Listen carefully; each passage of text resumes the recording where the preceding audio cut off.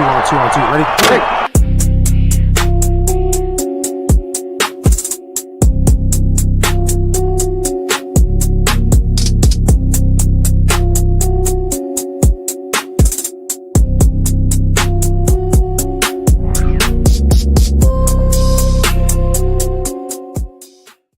Yo, what's going on? Man, you know what it is, man. It's Sunday, so you in the right place for the Football Frame of Mind weekly show, man. So today we got another installation of interview time with the Football Frame of Mind. You like that? It's got a good spin to it, all right?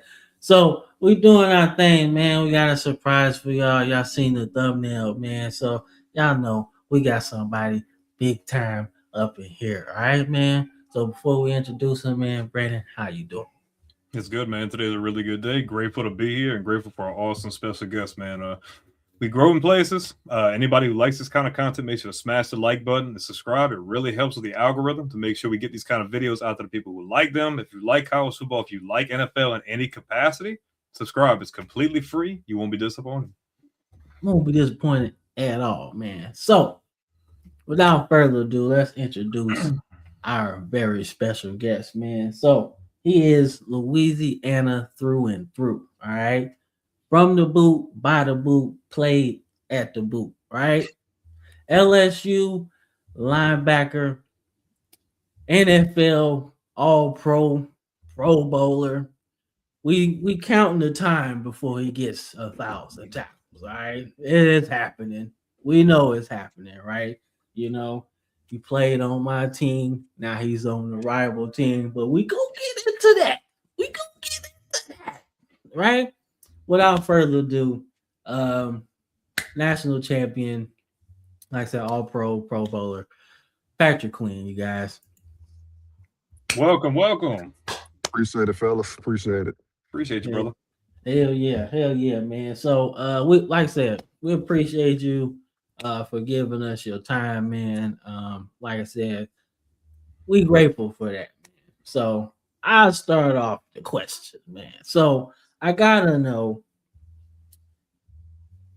you're from Louisiana, right? Was LSU always the goal school for you? I think deep down it probably was, but I think like because 9th grade Corey Raymond was recruiting me and they was like, hey, we're gonna offer you. Then 10th grade come, I'm hearing the same thing, hey, we're gonna offer you. So in their 10th grade year, Ole Miss offered me. And you know, I kind of like the Ole Miss deals with Chad Kelly and Laquan Treadwell and all those, you know, big receivers. They was always scoring a lot of points and stuff. And it just, you know, I was attracted to them for what reason, I don't know. But I really wanted to go there. And the linebacker coach that was there, I really knew well. And they went and offered me. So I was kind of like on the verge of almost being a rebel. I had a rebel cake for my 16th birthday. So I was damn near about to go to Ole Miss, and LSU finally offered, and I just committed on the spot. I think Les forced me to commit right there on the spot, but yeah. Wow. So you were like that close? I was close. If LSU would have waited like another 3 months, 4 months, I probably would have been a rebel. That would have been a much different outcome, to say the least. Yeah, way different. I mean, it don't seem like a bad fit though if you think about it, because you know they started that land shark thing. You're a fast linebacker, so I mean, hey, it fits. It definitely fits. We would have made it work. I was gonna make it work regardless. I wasn't gonna trip. Okay, nah, that's interesting, man. Because like I said, we've had a few LSU guys on here, and like I said, everybody that we had always said LSU was like, hey, if it wasn't them, you know, it was gonna be somewhere else. But that was the top priority, man. So I fuss with that. Man. Okay. So out of curiosity, like obviously LSU is a brand that's unlike anywhere else in the country altogether. I don't think anywhere else compares, just from a culture fit, the vibe, the area, the community. How would I say? You go from getting recruited by Les. Obviously, Les, you know, isn't in the picture anymore. Coach O comes in. You know, they're starting to build. It starts out a little slow, but like at what point? Because obviously everybody talks about 2019 LSU being the greatest team ever. I'm biased. I would say yes, that's true. But like, at what point, like, did like, because as a team, like when you know you have something special, I feel like it's everybody can genuinely feel it. It's like, okay, we got something really special here. Like leading up to that season, like was there a moment that you could recall, be like, man, like we could really run the table and do something serious going into Yeah, that? yeah, without a doubt. I think that sophomore season we had, everybody could feel like how good we could be. Like we was just a few plays away from being in the playoffs. And going into the offseason, I think guys were the most locked in they ever been. Guys were getting older, more experience, a lot more reps throughout the spring. And something about the spring is that's when everything clicked. Cause I remember we just was getting killed all spring. Um, and it was just one practice we practiced in the stadium, and offense was lighting us up. Then defense started getting on the roll. Then fights breaking out here and there. Guys was hitting the quarterback. I was hitting the quarterback.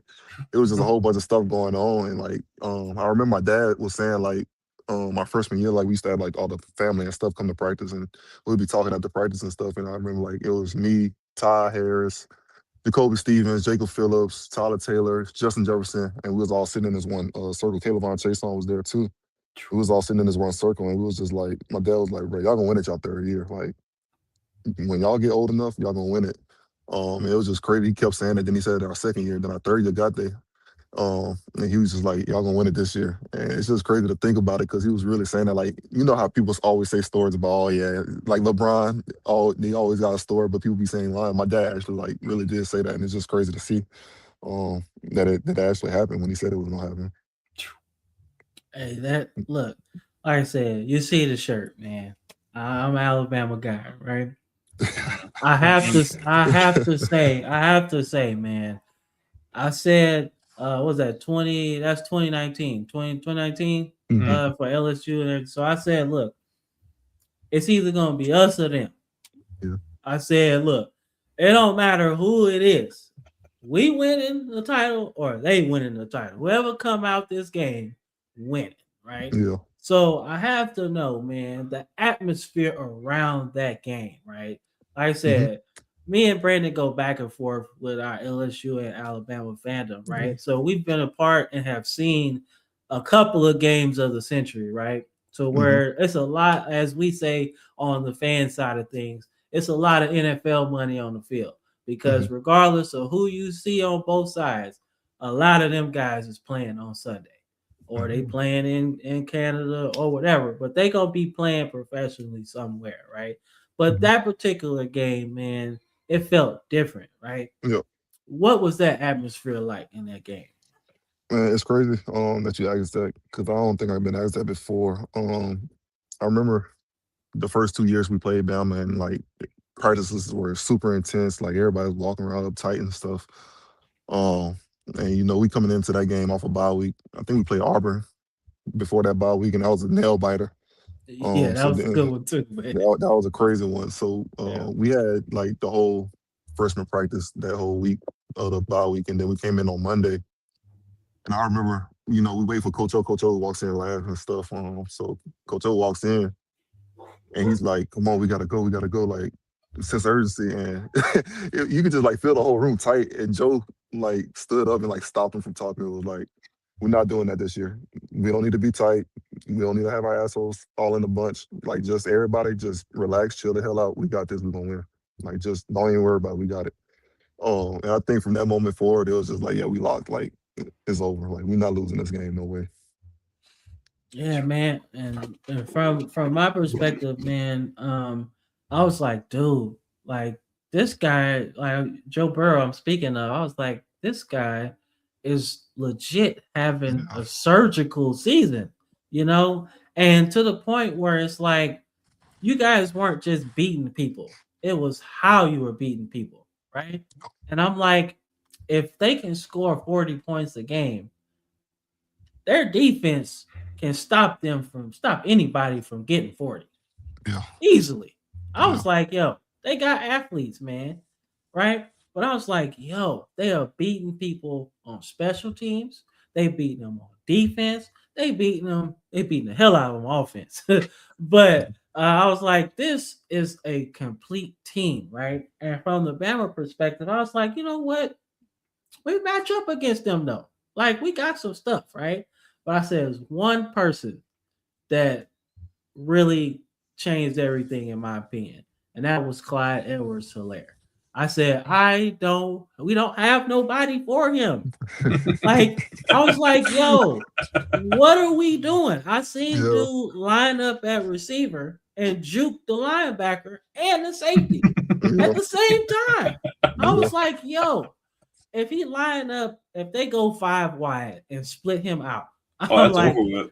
I'm like, yo, who gonna cover him? That's Bro, over with, he dog. was giving me that working spring. Like, bro, spring practice was pissing me off so bad because they kept having me on the option route with this man, bro. I was getting cooked in spring practice. I actually broke my thumb one practice trying to guard this man. And bro, it was just, bro, it was crazy. That dude, I think he's probably the most underrated player from that team. Like, Oh my gosh. he don't get the credit. Like everybody always says, Joe, Jamar, Jay Jets, like obviously, like rightfully so. But that dude, Clyde was an Dude's underrated nice. piece. He was underrated because you had to account for him. Like it wasn't like, Mhm. oh, he's just a back. Like they run the ball behind the offensive line. Nah, Mm-mm. he get that ball, or he get in space, and he got to run a route.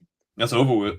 He's gonna get Yeah, I was like, yo, man, like we ain't got no answer for him. And early in that game, it showed, man. Like he was killing us on the wheel route, the option route. You know, like I said, we had pretty good linebackers, but I was like, yo, you ain't got nothing for that. And then you got to go 1-on-1 with Chase and Jefferson. So They it's still like had Moss in them too. and you had Moss at tight You had end. Moss, Yep. and you had Terrace Marshall too. Yep, And then you had to Terrace account- Marshall. Everybody forget about them too. It's just like, bro, we was stacked. Like and that's why I be like getting into the conversations. Like everybody who won a natty, and I bet they're a teammate in the NFL. They're like, oh, we would have beat y'all. Like, bro, I understand y'all had talent, and like the talent gets better every single year, but y'all don't have a person to match up with every single person on our team. Like, it's not happening. Mismatch. It's not happening. Man. Like I said, me and Brandon go back and forth, man. And I'm that like, Bama team was really the only team that could match up. Yeah, and I go back and forth. I'm like, that's the only team, right? And I get it. Like I said, when you talk about the best teams ever, I think you only get on the list when you win the national title. That's just my opinion, right? You can't be the best unless you win it all, right? So, and I'm thinking about like those the Miami Hurricanes teams, and I had to go through it. I was like, yeah, that's a team that could match up to them. But the only difference is what rules are we playing by, right? Because the early 2000 rules, that's a different game. Different game. That's why I say you can't. That's why I say you got to compare everything. I feel like you can't compare 2019 football to 2001 football. Like it got to be a cutoff somewhere because that they line up our formation. We not the same type of players that nobody's running that anymore. We don't have 250-pound inside linebackers anymore. So it's like it's a different type of game. So it's like, yeah, is it gonna be whoever could score the most points type of game, or is it gonna be like, So it's just I feel like comparing those two teams is tough. It's always tough. Like what that was 2005 USC. Yeah, it's just hard to compare because it's a different type of ball game. Yeah, like I said, man, I think star power and stuff like that makes a difference, right? But I do think that LSU, in my opinion, because I'm like an SEC guy, right? And I love the Miami Hurricanes because that's just kind of how I grew up, right? But like I'm an SEC guy, so I really do think the schedule that y'all played or the conference that you guys are in, it makes a difference in my opinion because the Hurricanes at the time were playing in the Big East, in my opinion. Yeah. So the Big East wasn't necessarily the top guys, right? They just had really good players. And that's cool because that shows how dominant they were. But playing against the Auburns, the Mississippi States of the world, right? Yeah. You're playing against, hell, even Mizzou gives people some problems, right? So, like, you playing against teams that give you a variety of different attack schemes. So, that's kind of the thing that I think gives y'all the edge over them if we're talking hypothetical matchups, right? That going against those teams is crazy, in my opinion. Yeah. So you kind of touched on Coach O, and when we talk about like the vibe, I feel like he's like the embodiment of what you expect LSU to be just through and through. And obviously you weren't on the team and the regime that happened after that. But just from like the outside looking in, playing for a coach that really lights a fire under you, who can really get the most out of you, who really like lives the culture, is the fit. Yeah. Then you see a guy like Brian Kelly, just from the outside looking in, who doesn't really fit the culture, who never really bought in, and just didn't ever really seem like a really good culture or vibe fit with the players. Like going from a guy like Coach O to watching a guy like that come in and seeing kind of the debacle that was, like, what would be like your opinion, like on the difference? Love Coach O. I think Coach O is truly Louisiana. Like I think your school, wherever you go and you coach at, you have to be that. Like if you're gonna be a Cali coach, you got to be able to recruit Cali. You got to be able to beat Cali. Like you can't be like a Southern. You might be good pass with a Southern coach up in Cali, but you ain't passing with an East Coast guy going to Cali. Mm-hmm. You know, like it's just LSU coach. You're gonna be an LSU guy. Like you got to be a Southern guy. And I think Coach O was that through and through. Like he knew the recruits. He knew every single recruit. He knew what they like. He knew their parents. You know, it's just a difference when your coach actually knows people and actually care about people. And I kind of see with Brian Kelly, like, and even hearing stories, like he was just hard to reach. Like, you know, there was guys that I heard about, like, just I don't know. I don't want to put nobody business out there, but it was just tough to mess with them. Like, you know, if you're a player and you don't feel like your coach got your back no matter what, that's tough. Like Coach O would get on you in a game, and everybody's seen it, but he wouldn't like just spaz for no reason. Like it had to be really warranted for him to like go absolutely AWOL on you. And you could see Brian Kelly on plays. He was just like the littlest thing happened, he's spazzing, crashing. Dude, I mean, for everything, bro. Like, yeah, that like, what was that game a couple years ago when they lost to USC in that opening game because they were notorious for dropping, banging, and like, don't get me wrong, like from a coach, I want to see that fire, like I want to see that you care, but like at the same time, like there has to be like a line. You gotta tone it down. Yeah, you gotta tone it down because especially if you want your players to have your back. Yeah, like if you spazzing on your play, especially now today, like everything's an attention thing and. Everything's being seen. Like your players are gonna feel a certain type of way because then they go on Twitter or Instagram, whatever it may be, and it's gonna be that clip. And I make an example. Like I don't want to go too deep into it, but like you've seen, like obviously you have the season going on. You're not watching every game, but like when you have the thing with your starting quarterback who's dealing with an injury, that's pretty obvious.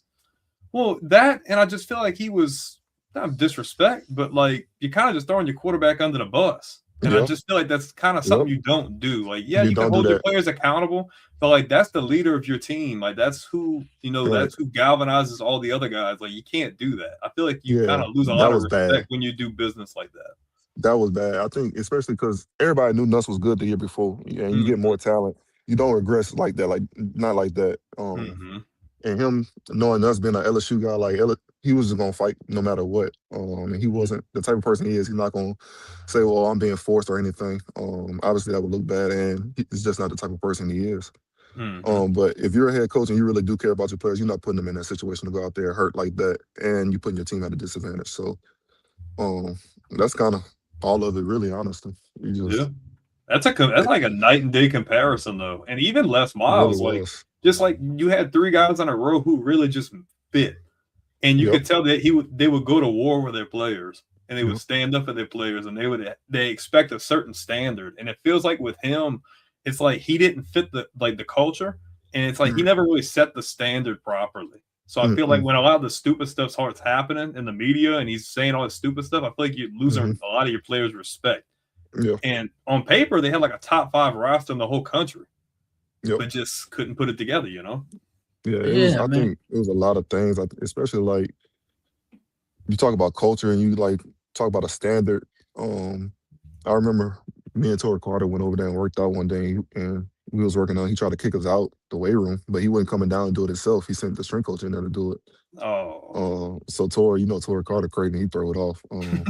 He like pointed to the banner. He said, "When y'all get one of these motherfuckers, then y'all can tell me to get out." Yeah, so it was just like stuff like that, like. Coach, when I was in high school and we come up to the thing, Coach O would be like, "Hey, y'all come in here, what y'all want? Like, what's ours, yours? Like that's LSU. That's the standard. That's what you build on and stuff." And like the other guy wasn't that like from day one, and then. Well, dude, from the jump with that fake accent, like, dude, like, what did we do from day one? Like, yeah, man. And like I said, outsider looking in, I was like, you know what? Like, all right.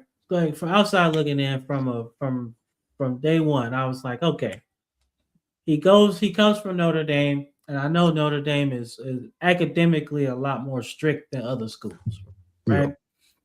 And it's tough to get Patrick Queens, right? It's tough to get him sometimes, right? Because you can beat a star, but you gotta have the academics as well, right? So Mhm. him coming from there, I was thinking, okay, he got to a national championship and a couple playoffs. So I'm like, all right, cool. He did that with no resources. So I'm Right. like, you coming to LSU, they got all the resources, everything you can think of. And you got a wealth of talent in the boot. Okay. From Yeah. Rustin to Homer. You got all kind of players that you can Right. get. All right. So I'm sitting there, I'm like, yo, he can really do his thing. Right. And then, you start to hear him talk, and then you start to hear some of the things he's doing. And it's like, this ain't working. Mm-mm. This Not at kind of, all. I was like, ooh, we got them. I was It's, like, bro, I was I like, just it's like I just you said, you can't recruit like that. Like you can't if you oh don't no, really truly care about the players and their families and stuff. It's gonna show. Like It I don't guarantee matter you, what the coach. money you got. It don't. I guarantee you, if Coach O was the coach, we would have got Bryce Underwood. I guarantee you. Oh, definitely. He's oh locking no that I doubt, down. guarantee you. He's locking that down. You're Then not him losing sitting to behind. Corey Moore either.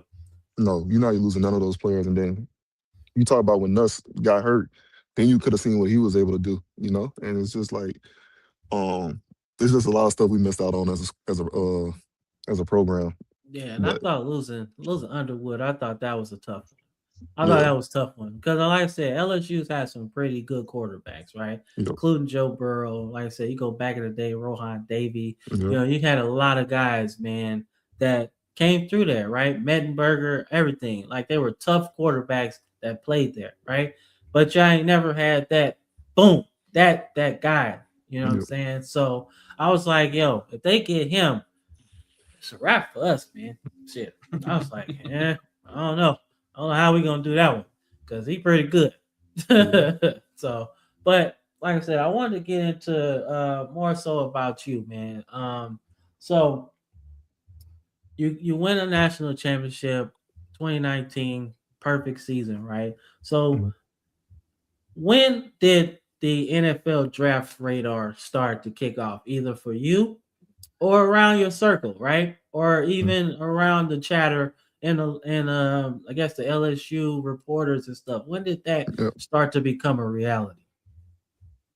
Um, I think I really wanted to go to the NFL because I was out of school, honestly. That's Just fair. like taking That's finance fair. and all that stuff was cool, but it was just tiring and having to go to practice and study. So you got to study football and you got to study all that stuff. Kind of got to be a lot. So I really would say like probably once we got to the playoffs and you kind of start hearing buzz or you might be second round. That's what's really my like, hey, I got a chance. And then next thing you know, we win the natty. Um, and it's buzz like, hey, you might be able to get into the first. Like you never know. So I took my chance and I went with my parents and talked, and it was just like, hey, like if you feel like you need to come out, come out. Like second round, you're still making way more money than you are in college. Um, so it was. I'm trying to think the exact date. It was like sometime in January after we won the natty, like January 15th or something. I declared, and I was about to declare, and I went up to Coach O's office, and I was talking to Coach O, and I was like, hey, I'm thinking about leaving. And you know what goes on in those meetings and trying to get you to come back and stuff. So I just couldn't find nothing. My bad, they got bugs flying all around me and stuff. Um, but it was I was trying to like talk to him and see stuff and trying to get his opinion. And then he was like, all right, let's see what your draft grade is. So they went, got it, and they brought it back. It was a piece of paper, printed on a piece of paper, and it said third or fourth round. And I was like, it can't be. I said, no, I'm here second round. Maybe he could slide into the first. Like, ain't no way. Um, so he came back again. And he was like, "Hey, look, that's the truth." And I remember it was Justin Vincent, not Justin Vincent, Troy Vincent, who Mhm.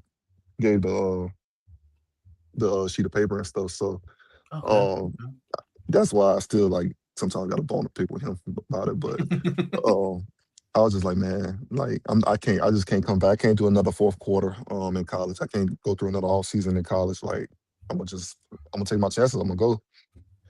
And coach was like, hey, bro, like I'm trying to get you to come back. Like you can win the buckets next year. You go be a top 5 pick like Devin was. It was just like, but if you go third, fourth round, don't be mad at me.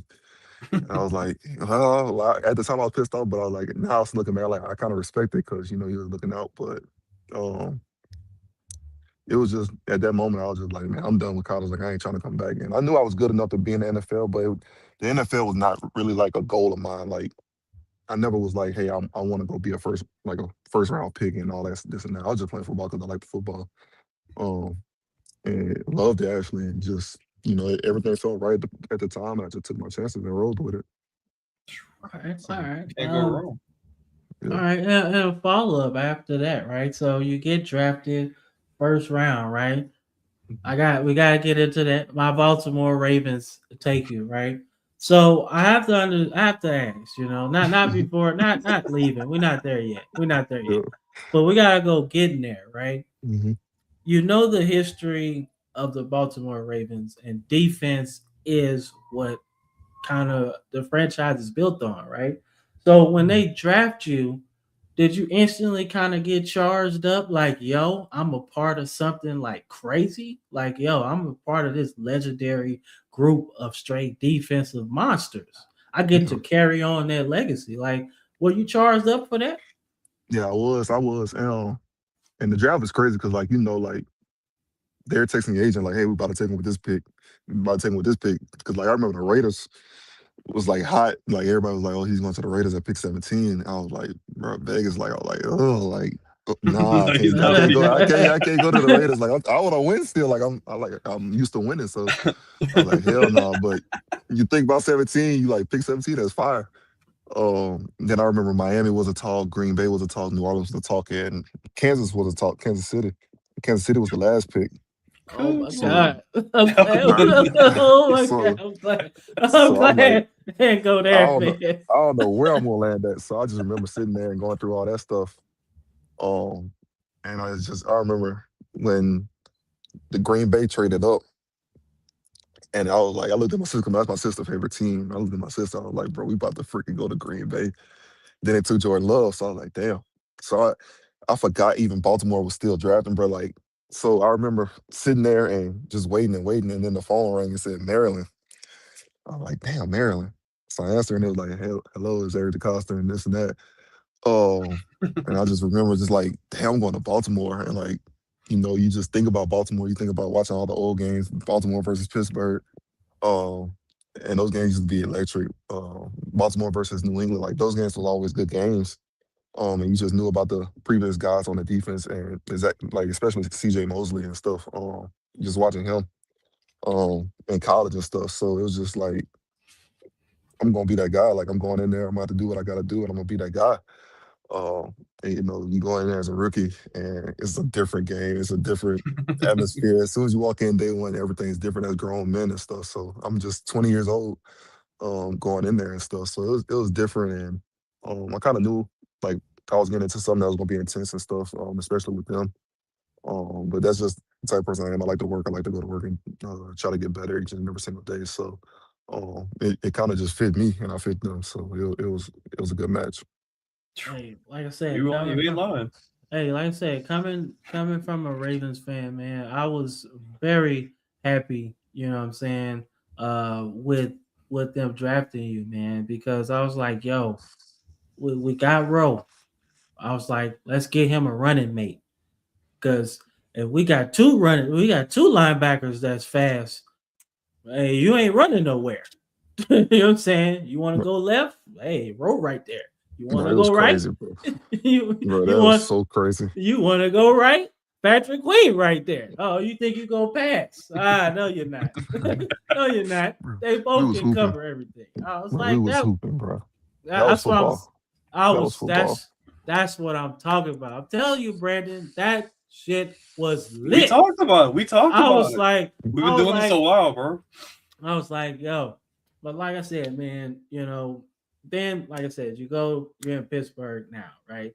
Mhm. And it's a tough, like I said, free agency. I feel like it's every player's right to test free agency. I feel like you have to.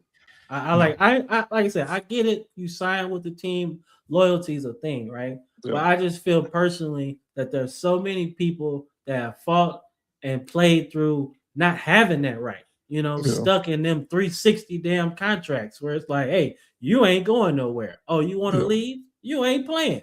I'm like, damn, that's fucked up. You know what I'm saying? Yeah. But I feel like everybody has the right to test free agency because that's what the game is. You fought for it, might as well enjoy the fruits of the labor that everybody put into it, right? All right. So when you go to Pittsburgh, like what was that thought process? You know, like going different place. You know, what was that like? Man, it was crazy. Before free agency, they had put on the market, you was gonna be like 16-9, something like that, 18, whatever it was. I can't remember the number. And I had like quoted it with a thumbs down emoji. I was like, nah, I'm not going for that. Um, it might have been lower than that. It might have been 14 or something like that, 15. Anyway, but I get to free agency and it's like you got every single team in the world that you could think about, like, hey, we'd be interested. So I remember Green Bay was like a team Mm. that was like the first to reach out. And I was just like, damn, Green Bay, I'm going from cold to colder. So I was like, but I'm down. Like, they got a good team. I would be down. Then that goes away, and then you get all the way into free agency. You get to day two, and now it's like you talk to Seattle, you talk to Philly, you talk to Carolina, you talk to Tennessee, and you talk to Pittsburgh. And it's a couple teams that's kind of rebuilding, but you got two win now teams. So I really was like, if I could get to Philly or Pittsburgh, like I'm gonna be straight. And Philly wouldn't come up off their number. And Pittsburgh was sitting at, a number in between what Carolina was trying to offer and what Philly was offering. So I was just like, man, Pittsburgh is, got a great defense. They got players on offense that could get it done.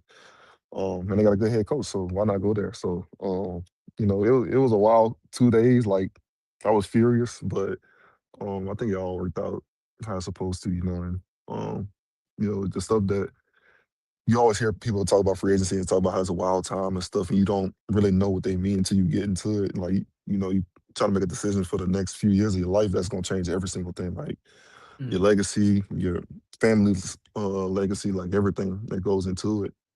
Hits you at one time, and you just sit there and you constantly think about that the whole time you're going through free agency. So it's a wild time, and it definitely something that I was not expecting.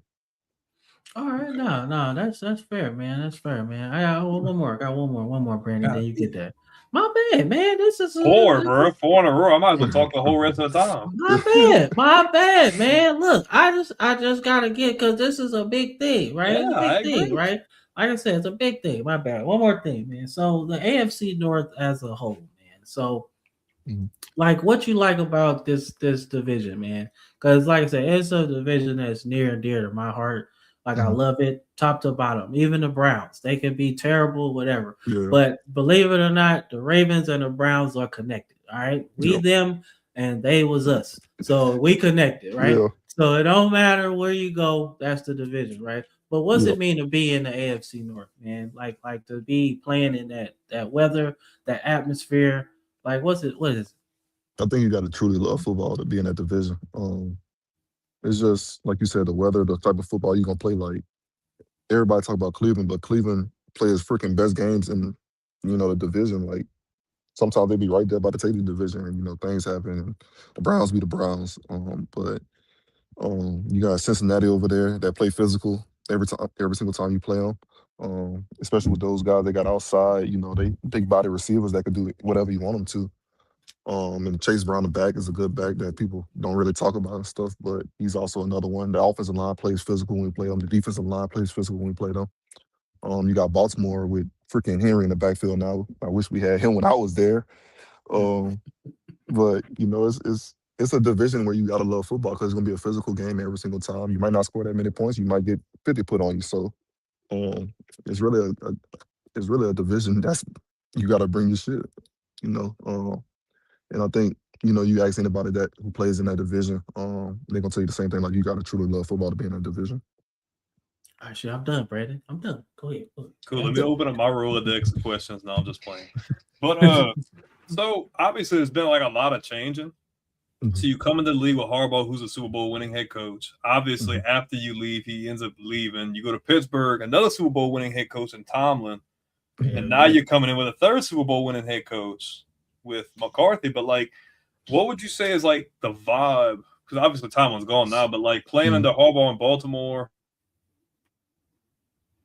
shit. and then coming to play under Tomlin in Pittsburgh, like, is there like any major differences in the way they operate, the way they go about their business, like the cities? Is it like, what's the difference to you?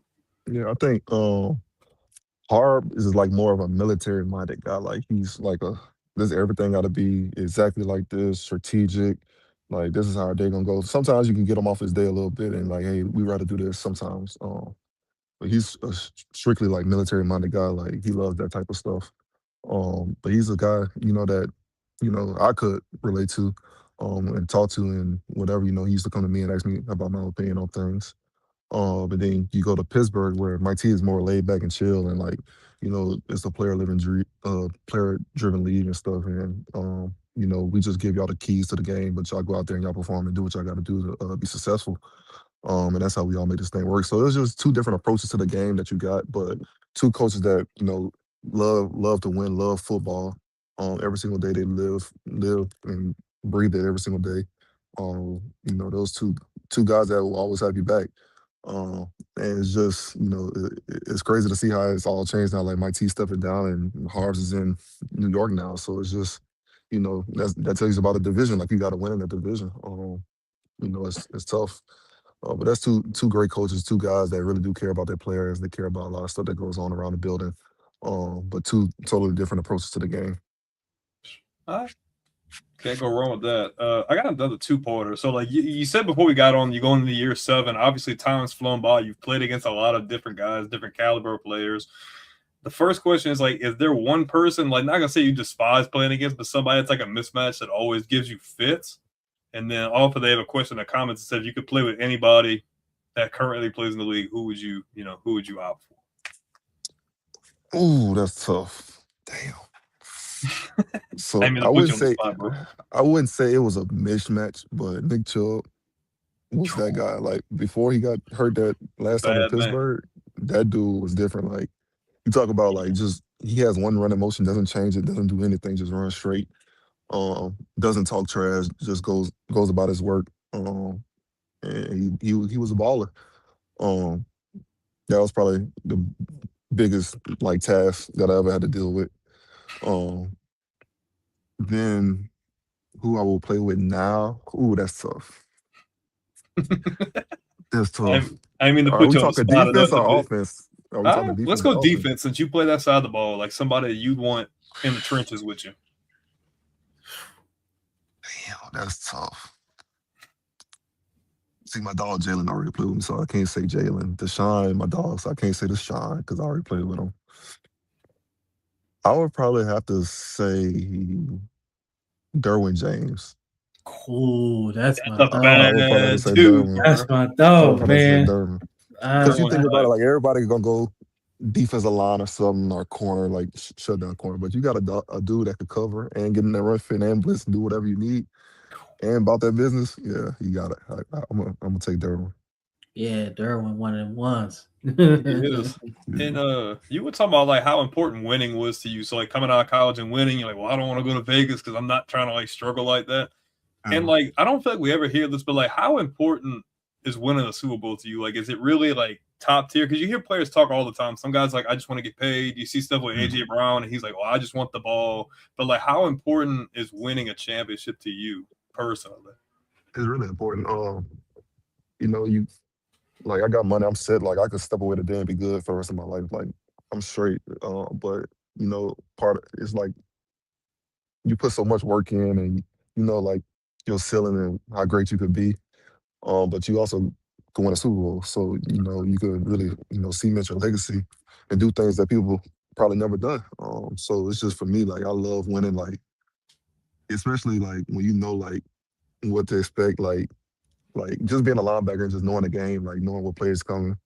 Um, it's just it's just something about winning and just being out on the field, giving it your all, and getting the outcome that you wanted.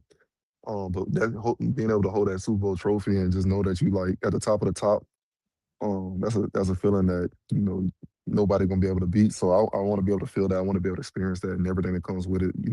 Everybody talk about the after parties of the Super Bowl, and stuff. So I want to experience every single thing. I want to experience the season, building up into it. I want to experience playoffs. I want to experience the media before it, that game, the atmosphere of the game, and the after party. Like I want to experience every single thing. I want to experience the parade after. Like it's just so much stuff you think about. And I'm already in year 7, so it's not like I'm just coming into the league. So it's time ticking. But I know I'm still gonna be just getting better. So it's just it's that's the main focus right now is just be able to win. Hey, man, that's the thing, man. People think like, oh man, the Super Bowl. Like, I think the Super Bowl is one of the hardest things to do. I think professional sports championships anyway are hard to do because it's not just about playing; it's about logistics as well, right? Mhm. Because you can be, what I'm saying, like I said yourself, a all pro, pro bowler, what I'm saying, doing everything that you need to do, but Mhm. if the team is not willing to put the pieces around you, you know, Yep. that can hurt your chances just as much as you not playing well. Yep. And I just think that's the part people don't really understand sometimes.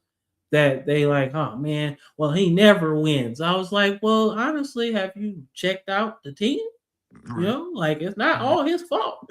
It You got to know be what a I'm saying? complete team. Like you have to have complete team. Your coaches got to have complete strategy. Like everything has to be complete. Because if it's one weakness, the league gonna find it, and when Mm. they find it, you gonna keep seeing it, and it's not gonna stop until you prove it 3 weeks in a row. So you gotta be damn near perfect. Like I done seen it. Like I done been close enough. Like I was one game away from the Super Bowl. So I done seen what it takes. You gotta be perfect. Like each play, like they say, that atmosphere is different, and the one play a game gonna decide a game. I done seen it. Like it's literally like one or two plays that's gonna decide a game. Yeah, man. Like that. That's a That's the heartbreaker too, getting that close. Right. Like I was yeah, hurt. getting man. to taste it, like that's Bro, gotta Yeah. hurt. I cried after the game outside the stadium in my car for like 30 minutes. Like I about boo hooing, imagine. bro. Like that how much work we put in, how like we just knew we was going, like we knew. We knew.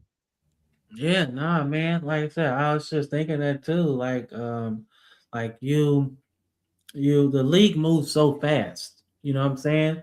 So the teams that, like I said, get close or even get there and lose, right? Mhm. Like conventional knowledge is just like, man, we good. We be right back, right? But the NFL moves too damn fast. You Yeah. could go from champion, runner up, champion to like back of the pack in You the see off Kansas season. City this year, like Kansas City was just in the Super Bowl. Now they ain't even make the playoffs this year. Like Yeah, like it that could shit change quick. moves. It could That change shit quick. moves fast. So like a player, like how does a player react to that? Like Hmm. you see your goal right there in your Hmm. hands, right? And you're expecting your team to make moves. This, right? Hmm. How do you react to that? To not seeing the moves that you would like to see? I feel like at the end of the day, I can only control what I can control. Hmm. Does it piss me off sometimes? Yeah. Um, but it's like there's nothing you could do about it. You can't change anything. You could voice your opinion, but that's only gonna make you look like a bad person, like you really don't care, like Hmm. for anything.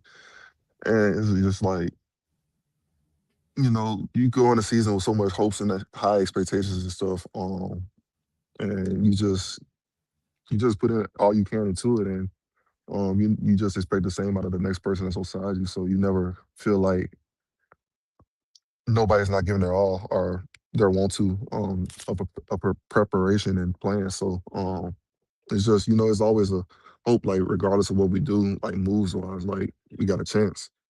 Um, and you get older, and it's just like, man, like you want to make every single move. Like you see the Eagles always retaining and doing this and trading.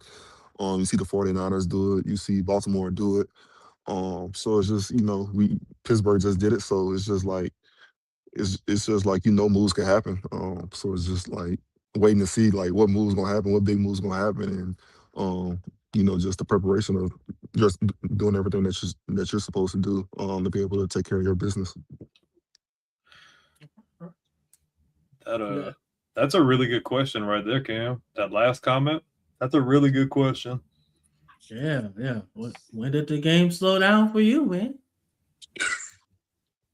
Say year about towards the end of year two, going into year three. I think year three during camp, like it really clicked. Um, that I could play. Like I finally got in some good shape. And I could go more than 4 plays without, about to be falling over and stuff. So, um, that's another thing about the game. Like you're not in the college program no more, so they don't have you working 24/7 all day no more. So you got to Mm, kind of, keep yourself in shape in the off season. I learned that the hard way the first 2 years. So my third year, I finally got in game shape, and the better you are in game shape, it's easier for you to think.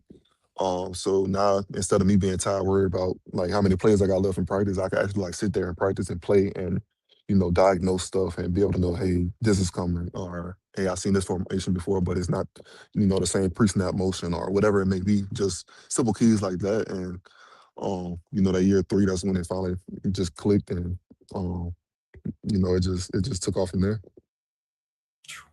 Yeah, man. Nah, man. Like I said, I think about a lot, man, because that's kind of how the experience I had kind of in the military, right? Because after basic training, they had us on an eating schedule, they had us on a Mm, workout schedule. You ain't doing this, you ain't doing that. As soon as you got out of basic, it's all you. You know what yeah. I'm saying? And drill sergeant in your ear. You know what I'm saying? Hey, you going to McDonald's after this, right? You know what I'm saying? You going after the work day, like, hey, I'm getting some Chinese food. What are you talking about? Yeah, You know what I'm yeah. saying? PT only in the morning. Sure, I ain't gonna work out all day. You know what I'm saying? So I Yeah, kind of resonate with that a lot. Like, yeah. hey, You that get that little bit structure of is freedom, you go crazy. yeah, yeah, Yeah, yeah. I was like, yo, I'm like, I don't know what to do with myself. yeah. No, but I get that a lot, man. But yeah, man. So like I said, I always want to know the All Pro, man. Like, how did it feel to be an All Pro? Like, I I feel feel like great. that's more important than the Yeah, Pro Bowl, in my opinion, because that puts yeah, you it at a definitely is. higher echelon of your position group, being an All mhm. Yeah, Pro. yeah, it felt good. It sucks that I didn't repeat it. Um, especially I felt like, I could have had a spot on it, not this past season, but my first year in Pittsburgh. I dropped, I think, 5 interceptions my first year in Pittsburgh. So, if I catch that, that's a totally That's different story. Like nasty. we're talking Oh about, man, s- some stuff that only one person in the league doing at that position. So, it pissed me off that I dropped those. But like I said, it feels good, but it sucks that I didn't repeat it. So that's all I'm trying to do now is just get back to that level of play. that's the mindset though. Trying to get to your best value play. I uh I would say we had another comment. Obviously, you grew up watching players and you want to model your game after certain players. Was there someone like coming out of high school or coming out of LSU that you're like, I really like, I'm studying this guy on film. I want to be like an impact player like that guy. Yeah. Anybody come to mind? So high school, I was a big fan of Cam Chancellor. Like I was a safety. Two. Like I loved how he played, like just a physical guy, but he was a ball hawk too. So I just always sat there and watched him, watched Tyron Matthews, watched those guys play football. That's my Um, dog. I love and Tyron. right, he was a dog. So, Yeah. but you get to college and strictly linebacker now, so it's like, hey, I gotta watch linebackers. So I remember some of the video guys were like, hey, like your coach required you to watch 3 guys this all season. So first guy I said was Deion Jones, just him being an Two. LSU guy. Oh Mm, God, I love Deion Jones too, Similar man. type of play, like super fast, but still bring a pop. So I sat there and watched him. I asked for Roquan Smith, which was crazy that I ended up playing with him. I asked Yeah, for I him. love me some Roquan too, man. And then the third person, I can never remember the third person I asked for. But after watching Dion, I watched Roquan. Then I went back to watching Dion, and I just watched Dion stuff over and over and over. Um, and it was just crazy. Like I was just like, if I could, be able to diagnose and shoot like that, I'm gonna be just fine. Cause we smaller linebackers, we not always gonna be the freaking, hey, you gotta 340-pound lineman coming up the block. He was like, block P shed. I'm like, we could do that, but it's not gonna be, consistent the whole game. Like, sometimes we could beat him with a little head bob or something. So just getting a few nuggets from him, watching him play and stuff. Definitely helped me. Okay. We got another fan question right here, man.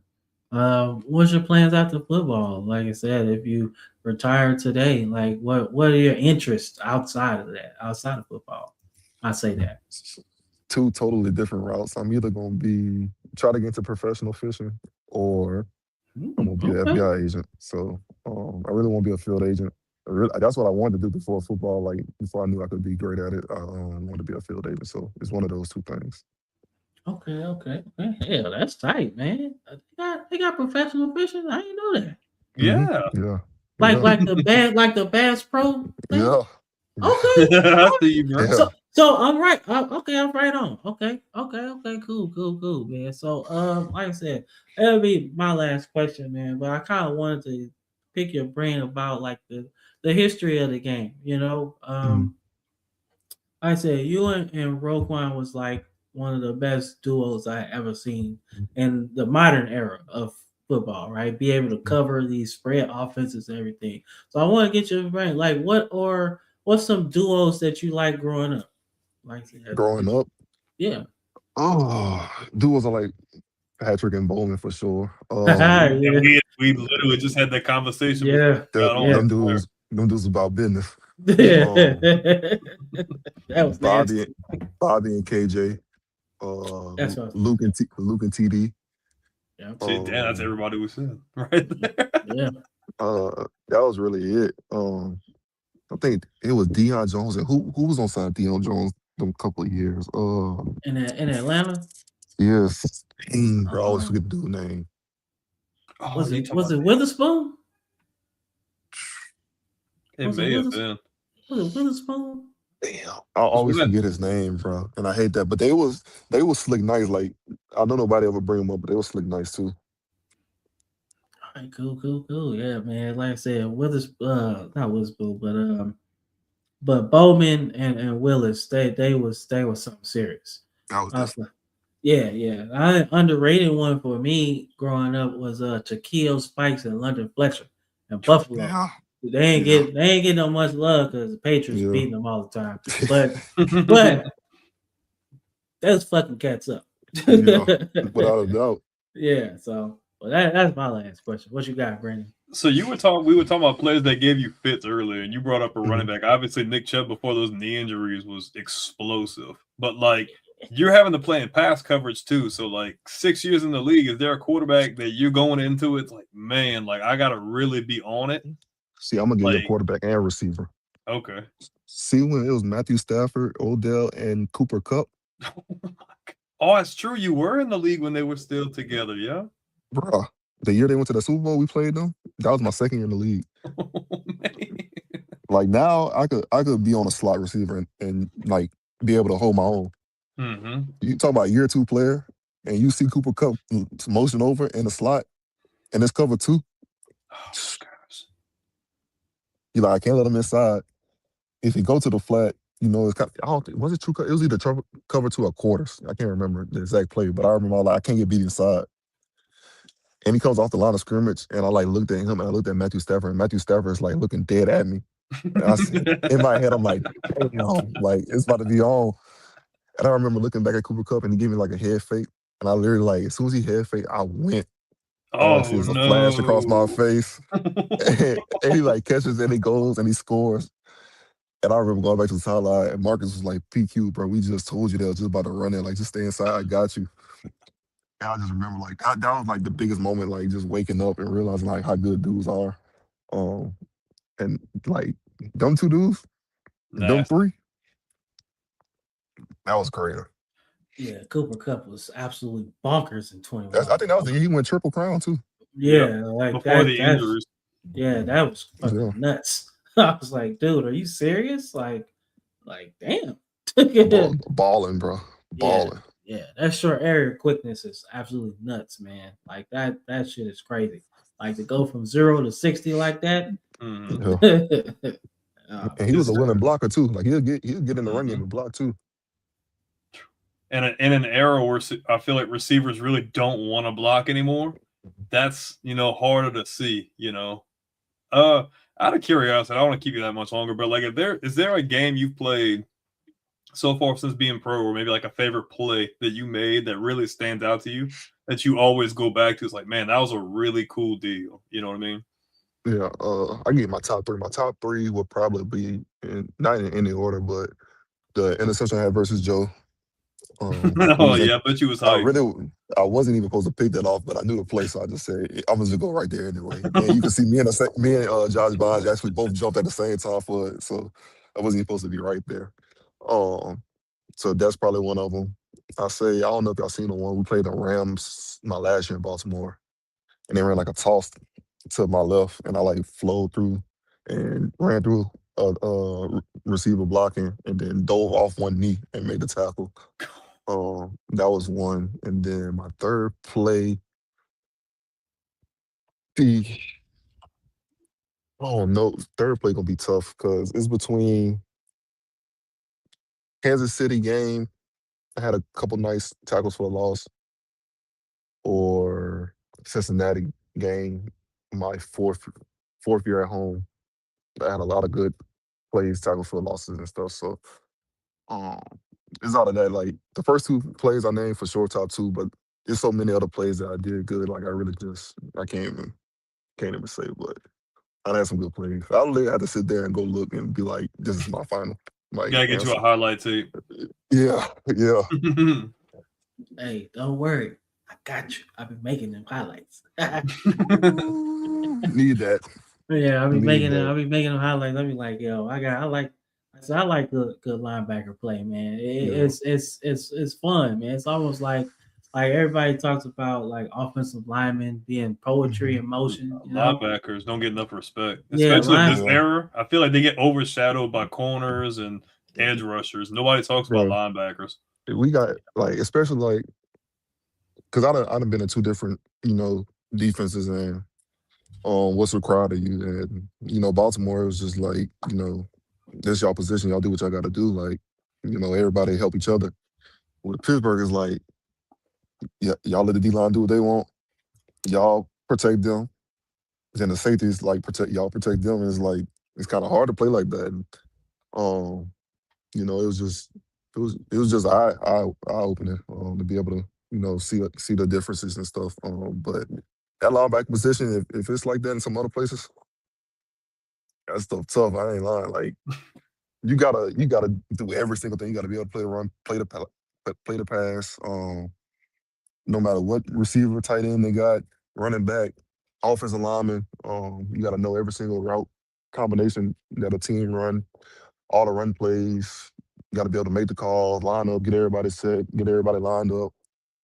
Which is really once you get into it, it's not a lot, but from the outside world, it is a lot. Like everybody always talks about the green dot guy and how he runs things and stuff, but the other linebacker that's on side of him doing the same exact thing that guy doing. Um, so it's a position that's definitely undervalued, Hmm. and you can kind of see everybody was searching for him this year because they know like you need good linebackers on the team and stuff. So um, it's a position that's definitely undervalued. I feel like it's your anchor that nobody talks about. Like, I feel It like is. 15, 20 years ago, like, we came up in an era of really good linebackers that were like the big names. And I feel Hmm. like now it's kind of like the unsung hero that kind of is like your glue guy that keeps everything together, but nobody wants to talk about it. Everybody's like, oh, well, we got a lockdown corner, or we got this versatile safety, or Hmm. we've got a Miles Garrett and he's getting like 20 something, 30 sacks. Like, nobody's talking about linebackers like Yeah. you, like Fred Warner, like guys like Hmm. that, that just are that guy. Yeah. I think Yeah, I think it's tough, especially because how the way Fred freaking plays. Like it's tough to play like that. Like it's tough to get seven forced fumbles in a season and five interceptions. Like that's tough. Like you balling if you get stuff like that, He's which just Fred always did. injured, though.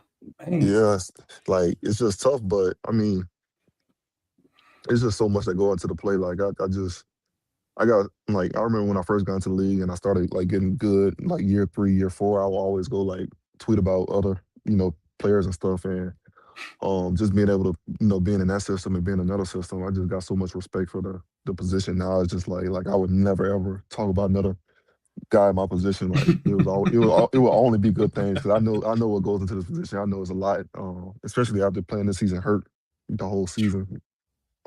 It's tough. It's tough. It's a mind test. It's a body test. It's everything that you could think of at that position. We deal with it all. So I know what guys go through at that position, and it's tough. So you like like I said, this has been my last question, but this is the last one. So you like the 3-4 or the 4-3? Me personally, I can play whatever. I don't give a- You can give me a responsibility and say, hey, we running this, and we running this, and we running this. This how I want this to be run. I'm gonna be good with whatever. I just feel like me as a person, as a football lover and knowing football, like I'm gonna be good with whatever because I understand plays I can read and diagnose. Like I'm gonna be straight. Um, but that 3-4, it just depends on who's on your team too. Personnel. Yeah, like I think if you got the Miles Garrett and all that stuff, you can run 4-3. You could get away with that. Yeah. 3-4, you gotta have You gotta have some dogs at linebacker.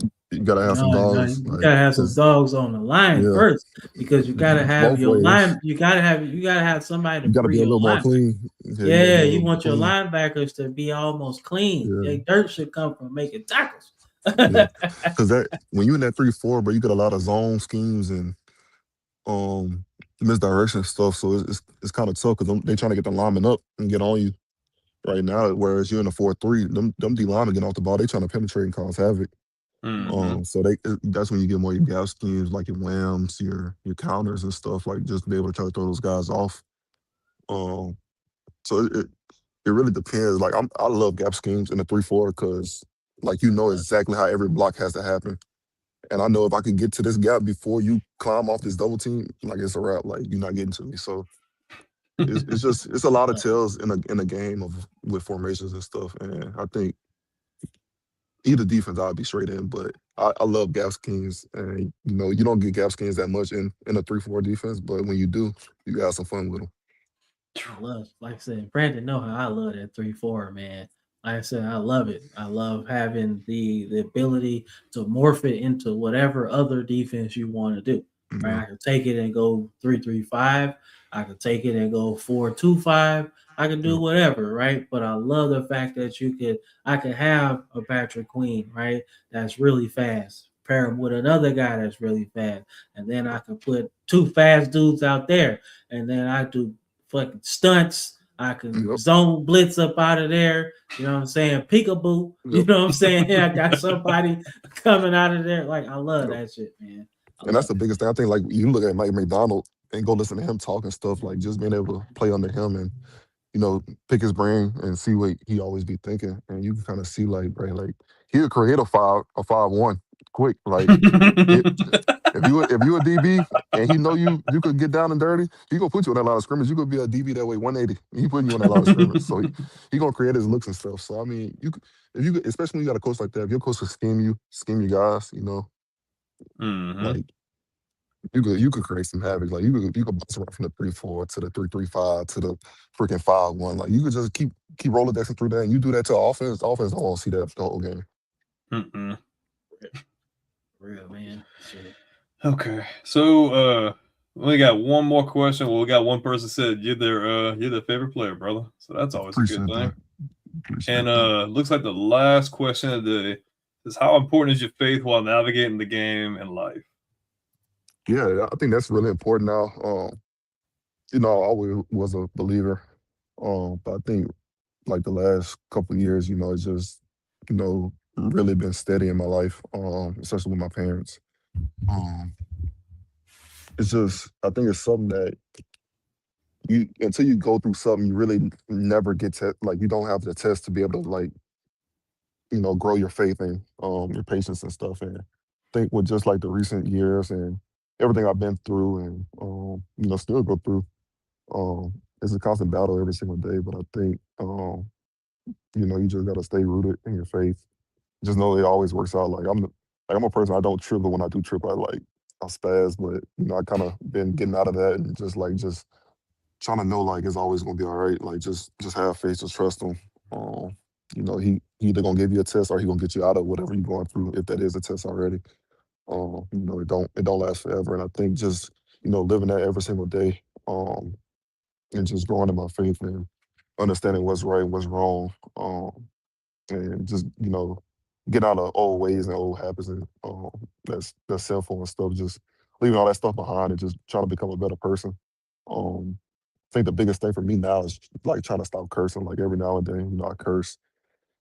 And, I don't even think twice about it. Then I go back and I think I'll be riding in my truck or something or whatever I'm doing throughout the day. And I'm like thinking back like, damn, did I just really curse like that? And it's just like you constantly go through that all day, try to be better with it and stuff. And it's just a constant battle. I try to be better. So it's definitely, you know, an everyday battle trying to be,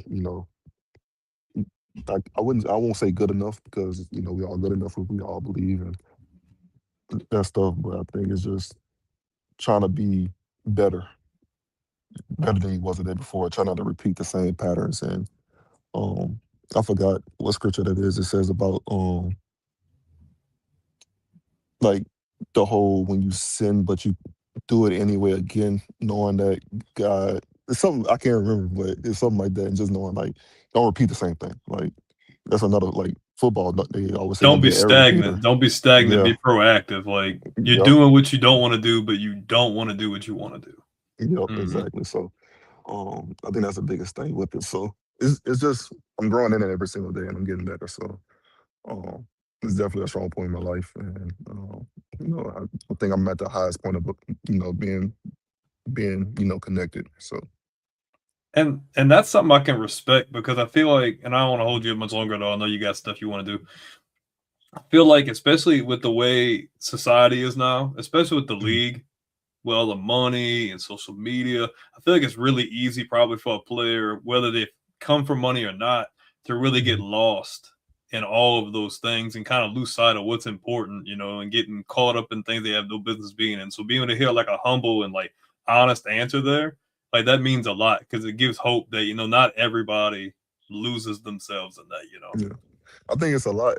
If you from the outside looking in, it's probably like I know people probably feel like athletes are like this crazy, um, you know, wild, pitcher, but there's a lot of good dudes. Like your team, most teams is like 90% good dudes, like good Christian dudes. Like you got a few knuckleheads here and there, but it's either just because they don't know no better or they're just living life and and they still believe, but they just got a certain way that they go about their business and stuff. So it's just everybody's different. That's another thing. We all human, so um, it's really tough to say like you can't be always judging people. Like Hmm. um, it's a lot. I just hate that picture that NFL players are the crazy guys and the wild guys. Like there's a lot of good dudes in the league. Yeah, that's why we here, man. We just try to be fair, man. Like we don't really, we just like football, man. Like we Yep, love talking about it. We like getting into the weeds and things like that. That's why we stay away from like the shock stuff. You know what I'm saying? Players yep, that got legal stuff going on and stuff like that. We don't really like doing that because it's yep, not fun. Like I said, right, y'all already hear that all the time. You know what I'm saying? yep, Oh man, Patrick Queen sucks. Yeah, you hear that all day. You know what I'm saying? yep, Who wanna keep hearing that? You know what I'm saying? yep, That's right, why we enjoy just talking about football, man. We try to keep it strictly ball, right? You know what yep, I'm saying? Hey, dude make a tackle, dude miss a tackle. We keep it straight on the field, man. And as we like doing that, because we hate hearing it on all these big old platforms and stuff. And I'm like, dude, you got a million people watching you, bro. Like, yep, why shit on somebody? You know what yep, I'm saying? Why? Like you could use that to uplift somebody that may be having a bad day, right? yep, He done seen 10 comments that he sucked, right? He yep. go Just on be that one. TV, he be Hmm. on TV and you see people saying, oh, he sucked. You're like, well, damn, that you know what I'm saying? So we just like to be different here, man. So we've given you a great experience, man. Um, Most definitely. so we appreciate it, man. Yep. Appreciate y'all. Yeah, man. But that's it. That's all I got, man. What you got? You got anything, Brandon? I just Anything? want to say thank you, man. Like we try to we like it's already hard enough to get somebody on here. Like we've had Yeah. our fair share of ups and downs, but I think the root of it is we want to shed light on the things that you guys go through, whether it's high school, college, the draft, the ups, the downs, the money, the struggles, because we want people to be able to understand you guys and not rush to stuff like that. You know what I mean? Because at the end of the day, it's a game. We play because we love it. We talk about it because we love it. We're not trying to drag anybody either. We're not all about flashy headlines, cussing, doing all this crazy stuff. At the end of the day, we just want some insight. We want to know what you guys go through. We want to know the ins and outs, and that's really all it's about, you know. Yep. So we're just really, really appreciative, brother. I know you got a lot. I know you fishing 24/7. You know, you're not really working out, or the season ain't time yet. So I know you're just trying to enjoy that free time. So that's all good. I'm about to go fishing right now. Night fishing. Oh, Oh yeah, that's stuff, man. the mosquitoes ain't nothing nice though, bro. I know they. Because where you at again? You're in Louisiana. Where you at again? Like where in Louisiana? New Roads. Okay. See, I'm in Lafayette, so that's not that bad. Yeah. Right by you. The mosquitoes ain't nice, bro. Shoot, I'm in Texas. Not at all. I'm in Texas. And they still bad out there too. Yeah, them scorpions is out. I'm like, yo, I'm like a that's scorpion. a different problem. Yeah, I'm like, dude, scorpion. I've never seen no damn scorpion. I'm like, get out of here. I don't want no problems with that. Me neither, dog. But we do really appreciate you, brother, and we hope you have a really good season in Pittsburgh. You know, you got McCarthy coming in, waiting to see if Rodgers is going to come back. So we really hope the best for you, bro. Hope you can recoup those injuries and have a career out year. Yeah, appreciate y'all. Yes, sir. Anytime, man. Yeah, I catch y'all. Appreciate it. Yes, sir. Right, you have a good rest of your night, bro. Y'all too. Later.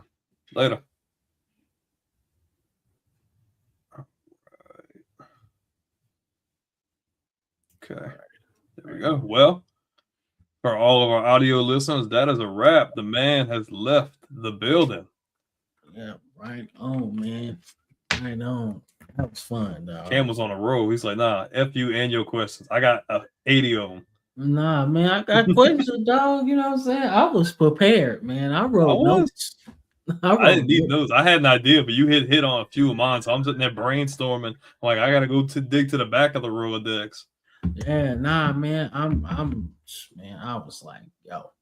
But chilling. That is by far the best experience because, like he said, like everybody looks at players and like, oh, they're crazy and they got baby mamas and they got this and they got that. And, you know, it's good to get a perspective of somebody that, you know, not perfect. Nobody's perfect, but you know what I mean? Humble beginnings, work really hard, win a national championship, get drafted in the first round when you told you're not gonna. You have a good career in Baltimore, and then you get a nice contract in Pittsburgh, and you know you're trying to win a Super Bowl.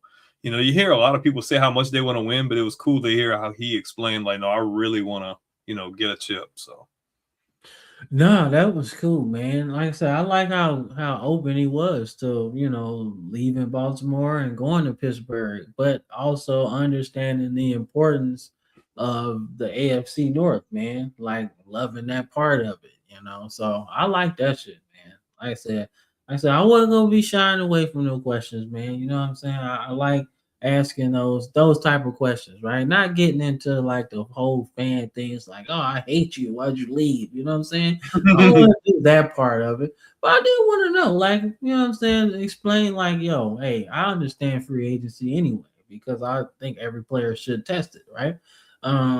But also just want to know, like, yo, all right, what is you know, what was that like? You know what I'm saying? Choosing to go to the rival, right? But also courting offers from other teams, right? So it was cool that he got into it. The fact that there was interest from Philadelphia, they just didn't have the dollar amount he was looking for. Imagine that. and then we're talking about drafting, and you hear the Chiefs name, and they're like, no, don't do that. No, they already got OP, bro. That's not fair. Yeah, that's not fair at all, man. And then, like, I don't know, it's just crazy.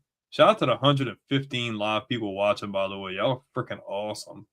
Yeah, we got a shit ton. We should have. And we had a bunch of comments, and I'm getting texts, hey, y'all reading the chat? Look, for anybody watching, like, it's not that we're not reading the chat, but, like, we want to be, like, considerate of, like, our guest. So we don't want to, like, bombard him all at once. We kind of just want to ease him into it, let him just talk. And that's why, like, man. as time went on, we started bringing up comments to where it wasn't like, hey, yo, Pat, what about this? What about this?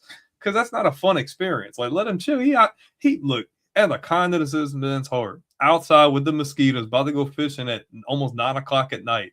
And he's sitting there with AirPods in his ears, having the kindness to talk to us. So I didn't want to bombard him. Like, yeah, man. Like, look, we want y'all to ask y'all questions. We do, man. But we also gotta keep it going and smooth because it's an interview. And we have questions we've been planning to ask for like the last 2 weeks.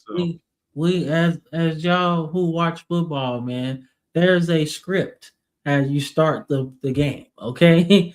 So we got a script that we follow to start the game. Okay. After that, then we can get into those fan questions. All right, man. So don't be in here talking about y'all don't ever read the chat. I'm like, nah, man. You just can't be like, oh man, what's this or what's that? Or if it's just me and him talking, there are times that we'll go through the chat for like a while and just talk. Or if it's like a big thing, we're like, okay, we'll push that to the last. But like, you gotta understand. Like he said, I hope you guys don't take that personal, but like this is like the biggest show we've ever had in almost 3 years. Like we've had a radio host, we've had a former NFL player, we've had a high school head coach. This guy is currently playing in the league. Guy's an all-pro linebacker, national championship winning linebacker. Guys played with some of the biggest names in the league, a la Joe Burrow, Jefferson, Chase, all these like.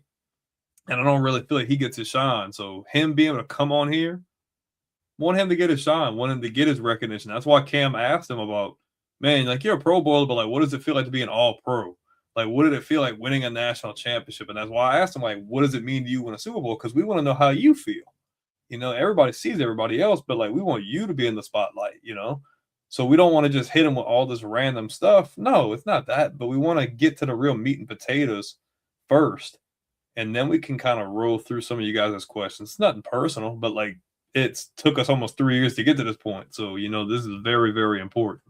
Yeah, man. So like I said, next Sunday, it'll be all about y'all. Okay. So it will be, you know, next Sunday we get the next Sunday, we don't have anybody else come on, then I think we might be able to do a mock draft next week. All right. Because I mean, the draft is the 23rd, so mark your calendars because it's gonna be a live NFL draft super show, just like last year. Yeah, that was ass last year. It was so long. That was like a 4-hour plus stream. Yeah, man. That's only because they had all them damn commercials. Oh man, the commercials, and then like it felt like everybody after like pick 10 was like waiting till the last second to draft, and I'm like, bro. I'm like, y'all had all off season to figure this shit out. You can't be like the Jets and let the clock run out. Like, come on, bro. Like we trying to get somewhere. Yeah, that was terrible. But one of the nicest guys, bro. Like, look, I give Cam shit. I give Cam crap because he freaking dipped Baltimore and he went to Pittsburgh. But what a nice freaking guy. Down to earth guy. Like, let's see. It's a really underrated. He ain't the green dot for no reason, boys.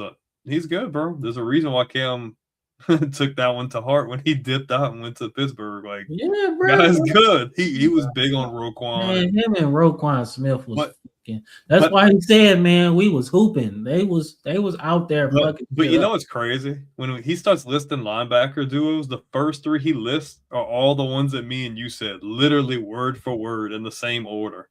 Yeah, so that means he be watching, bro.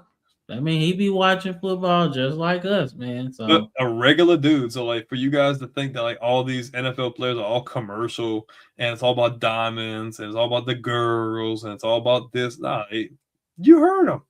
The dude's been recouping an injury. He ain't working out. He out there fishing at 9:00 at night. He hanging out, bro. He a couple hours away from me. Like dude is like, he regular dude. He like he's from the boonies, bro. He's country. Knuckleheads out there that worry about the diamonds and the girls, right? But that's okay because, like I said, you live in life. If that's what you want to do, that's what you want to do, right? Just don't piss through your money and have to sell your Super Bowl ring. Don't do that. Yeah, no, we ain't doing that shit. Because Man, I think I seen Plaxico sold his like 6 months ago, which sucked because that's such an iconic freaking player in a game and then I think did Odell sell a Super Bowl ring recently? I think he did. Fuck no, man. That sucks. Moral of the story: be careful with finances. Yeah, dog. Fuck no, we ain't doing that, dog. Nah, that's like the one. That's like the one untouchable thing. It's like I'll work too damn hard. I would work. If I was like that, I would work at fucking Staples or Costco's before a motherfucker sell the Super Bowl ring. Like that's like this. I feel like because like I don't want to go too off the deep end, but I'm like almost anything else is like replaceable. But like that, bro, I'm sorry, I work too damn hard. Yeah, that's like man. I don't even care if I'm a freaking bench player. Look, dog, that's a Super Bowl ring. Yeah, nah, man. Like World Series is cool, NBA Finals is cool, but a Super Bowl, it's a Super Bowl, bro. Yeah, man, that's like like it's a Super Bowl. Like that's like you know that's like selling my PS2, bro. I can't do it. Like, nah, man, think about it though, right? Like, not really comparing. But I'm not really comparing them, but it kind of are. But it has the level of sentimental value. A Super Bowl, yeah, like because of all the work. I get it. This motherfucker through how many different generations of games that we done had, and I still enjoy this motherfucker, right? More than I enjoy the generation we in now. Cam said, when I started working, everybody was worried about paying for this and that. He's like, all I was worried about was memory cards. Yeah, man. I was worried about shit. I got that first paycheck, bro. I was like, oh shit. I'm getting the big memory card. Man, I'm about to get that 58 gigabyte. That's what I'm gonna be set. I'm about to be set for a hot minute. I'm about to, man, you know how many draft classes I'm gonna save. Kids nowadays will never understand that struggle. Shit, like nowadays, you just have an external. Nowadays, you just have an external hard drive. Back then, bro, boy, look, if you didn't have enough space, or if you lost that, or if you had that one memory card that you forgot, yeah, I got one like that too. Yeah, I think Andrea gave me one like that. You know how many games, how many draft classes I can save on this motherfucker right here, bro? Clowning, dog, clowning. I could play them games forever. That's why I can't. I would sell every other game I had, bro, if I had to, but I'm not selling the PS2. But from first hearing that, I'm like, Super Bowl ring to PlayStation 2. That's a hell of a contrast. That Super Bowl. He's like, look, bro, dude, I got like 500 years of draft classes in that game on this console. Yes, it's the Super Bowl ring. I mean, Super Bowl rings, you know what I'm saying? You know what I mean? Super Bowl rings, I done won on that motherfucker. Shit. Motherfucker not finna sell that shit, man. I can take that shit anywhere, bro. Fuck Wi-Fi. Do I need Wi-Fi? Hell no. I don't need to do that. And we were talking about him in Pittsburgh. You seen the number that Aaron Rodgers is supposedly looking for annually? Like $30 million. Like, are you freaking nuts? Just let Will Howard play for all that. Yeah, bro. Just $30 million, Cam. Yeah, literally. Yeah, made the playoffs. That's cool. Right? You can make the playoffs, whatever. Man. But it ain't like you made the biggest run. No, it's not like you in the AFC Championship game. Yeah, like, oh, you know what I'm saying? I want 30 million. Bro, you like 42, man. You're not Tom Brady at that age. Yeah, bro. And even Tom Brady wasn't crazy enough to ask for 30. Even when he was 44 and threw for like 5,000 yards, he wasn't asking for that. And honestly, he could have. He could have. They would have gave it to him. And they would have gave it to him. But he's not stupid enough to do that. And that's the whole problem with Aaron Rodgers, man. You know what I'm saying? I love the guy. He's a Hall of Famer, man. But that's the problem, man. You want all of that money, but you're not getting the results. The results, exactly, man. How good is he? And how many Super Bowls does he have? And that goes into what Pat was talking about with the draft process. He thought Green Bay was going to take him. You remember watching that draft?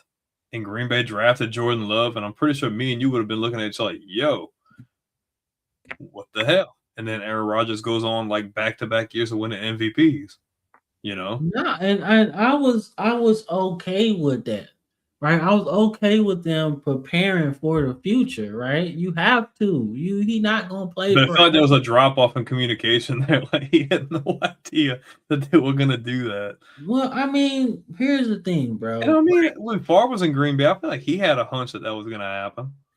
Yeah, but I mean, you gotta be. But that's the thing. You gotta be real with yourself, man. You gotta know I ain't gonna play forever. And if they take a quarterback, that just mean that they preparing for the future, right? And okay, I'm not one.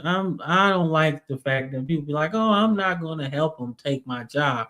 No, but what you should do is prepare the young fella for being a professional quarterback. All right, I ain't That's the telling you to. mentality now, though. Yeah, I ain't telling you to teach him this and that, right? Just lead by example.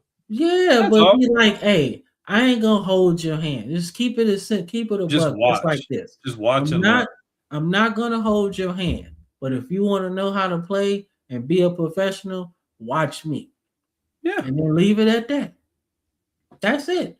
Ronnie Lott said it best, man. Like the simplest lessons can be taught by the simplest things, It's right? about what you're doing. Like, that's Like, like people talk about Breeze. People would always say Breeze is always before everybody, and he's always the last one to leave every day. And people man, always talk about like like not gonna say tradition, but like his mannerisms and how you go about your business, how you lead by example, and all. That's the things that you should be doing in that situation. You don't have to freaking teach them, no, but just lead. That's all. You just keep doing business as yeah, usual. man. Ronnie Lott told him he came to training camp and he asked dude for a pencil. And dude said, no. If you want to be a professional, you're gonna bring a pencil, right? And you would think like, oh, that's fucked up, right? But No, no, you got to that's teach your let's responsibility. be prepared. Yeah, So there you go. There you go. That was that's like I said, man. I enjoyed it, man. Shit was fun, man. it was best one yet. They've gotten better and better, every single one. But hopefully, this opens the door to other guys and other doors and opportunities. That's what hoping for, you know. Oh yeah, man. Don't worry about that. We'll keep growing, man. Put this shit out there in the algorithm, man, and we'll be all right, man. We just keep pushing this motherfucker, and we see where it Views have goes. been really good, 118 right now. Yeah, no, we straight. We straight. We A gonna lot of comments, so that's good. like I said, we're gonna keep on rolling and we're gonna keep on growing, man. Like I said, the road to 50,000 is gonna keep on growing, and we're gonna keep on doing it, man. We're gonna be all right, man. But shit. Like I said, man, Campus Legends is out now. Check it out, man. Like I said, you It's know just what I'm saying? that's nice. Yeah, we gonna Damn it! I think I downloaded damn near every song off of that one. I told you On my that playlist. that shit a banger, ain't it? That shit is a banger, all right? Like I said, man, like I said it was kind of late on the promotion and shit like that because it's been It's out good since, though. like I said, it's been out since March like 17th or some shit like that. So, but like I said, I appreciate everybody. Like I said, that's already got almost 500 streams already.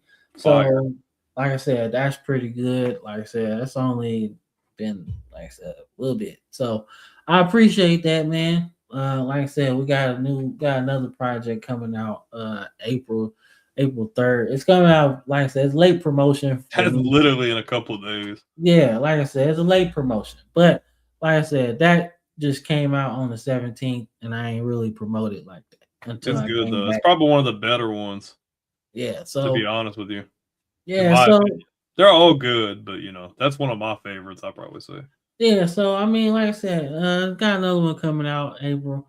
Like I said, we're gonna keep on rolling with this music, man. Like I said, just kind of really, I got fucked up the dates in my opinion. Like I said, this should have been a little bit closer to like earlier March than anything.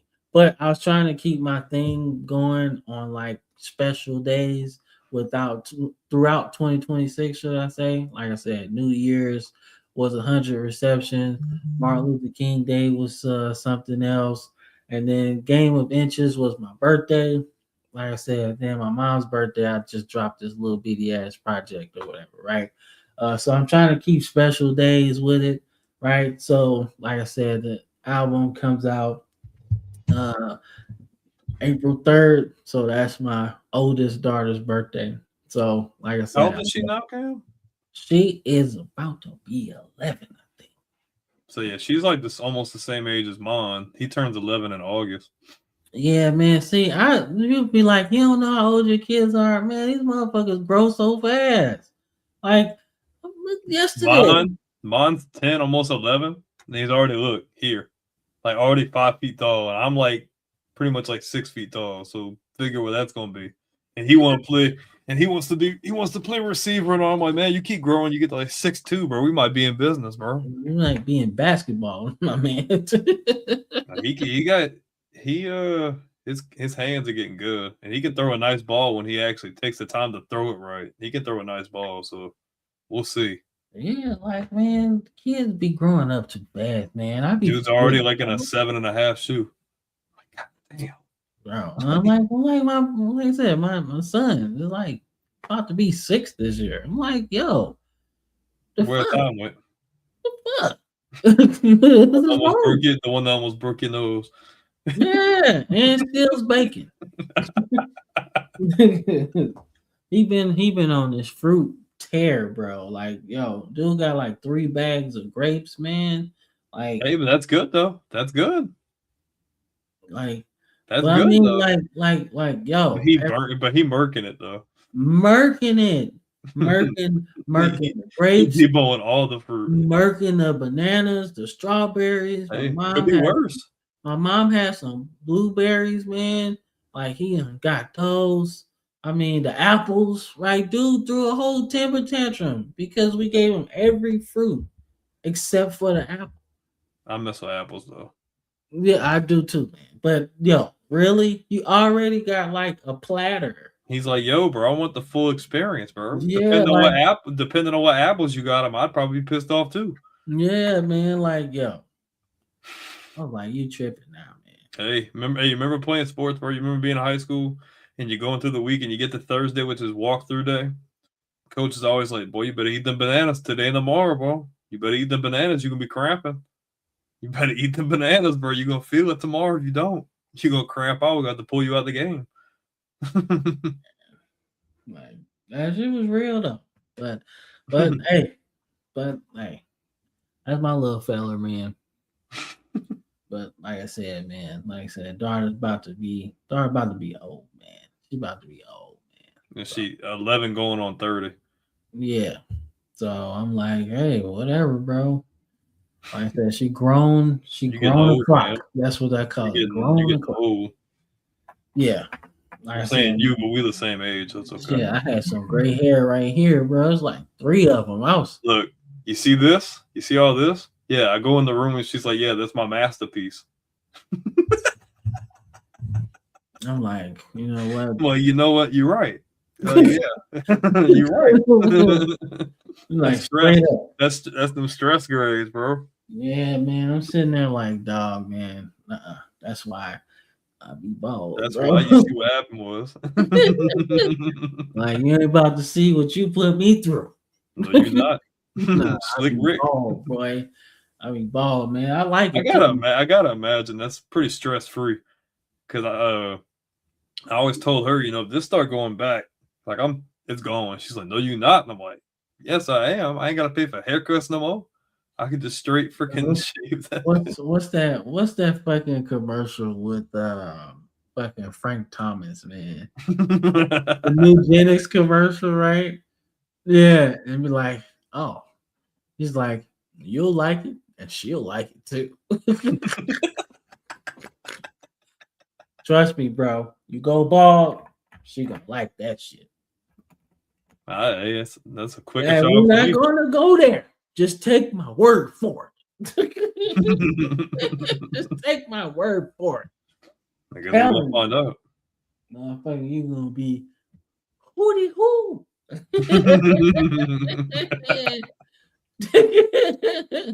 What Robert Downey Jr. saying? Tropic Thunder, peekaboo. I see you. Bruh, that's a whole meme. That whole movie, bro. Oh my Oh god, my that shit god, was that movie would hilarious. not fly nowadays. That shit was Dude hilarious. says, Bro. "What you talking about, you people? What you talking about, you people? He's like, yeah, man. You can never go full retard." Yeah, you know what I'm saying? You got a special someone. Yeah, Lance. Yeah, Lance. Lance, what the fuck did I just hear?